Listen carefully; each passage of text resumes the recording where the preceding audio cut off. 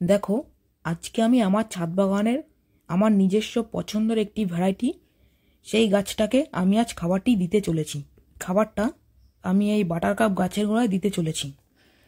তো গাছটা এখন ফুল আসছে, যেহেতু সামনে অতি ভারী শীত আসতে চলেছে, সেই শীতে আমি গাছ ভরে আরও বেশি পরিমাণে ফুল নেওয়ার জন্য গাছটাকে এখন থেকে খাবারটা দেব এবং ফুলগুলো কেটে ফেলবো। বন্ধুরা, গাছের গোড়ায় খাবারটা দেওয়ার আগে গাছের গোড়ার যে মাটিটা সেটাকে কিছুটা খুঁচে নেব এবং সেই মাটিগুলোকে কিছুটা খুঁচে আলগা করে দেব, যাতে গাছটা খুব তাড়াতাড়ি খাবারটি খেতে পারে। সামনে যেহেতু নভেম্বর ডিসেম্বর মাস, বোগেনভেলিয়া এবং বাগানবিলাস গাছের ক্ষেত্রে এটি সঠিক সময়। তো এটাই হলো গাছের উপযুক্ত খাবার দেওয়ার সময়। এখন যদি তোমরা গাছকে খাবার দাও তো গাছটা আরও হেলদি হয়ে উঠবে এবং শীত আসার আগেই তোমরা গাছ ভরে ডবলের ডবল ফুল পেয়ে যাবে। তোমরা দেখতে পেলে গাছের গোড়ায় আমি খাবারটা দিয়ে দিয়েছি পরিমাণ মতো।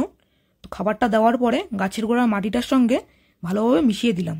তো প্রথমত আমি দিয়েছি সবজির খোসা, যেটা আমি পচিয়ে গোবর সারের সঙ্গে জৈব সার তৈরি করেছি, এবং দ্বিতীয়ত দিয়েছি কিছুটা চা পাতা। তার সাথে তোমরা এর আগের ভিডিওতে দেখেছো, লং ভিডিও, তোমরা যারা ভিউয়ার্স তারা দেখেছো, যারা দেখোনি তারা ভিডিওটি দেখতে পারো। গাছের উপযুক্ত খাবার আমি কিভাবে বানিয়েছি এবং কি কি জিনিস মিশিয়ে গাছের খাবারটি তৈরি করেছি। দেখো, আমার এখন টবের মাটির সঙ্গে গাছের খাবারটা পুরোপুরি দেওয়া কমপ্লিট।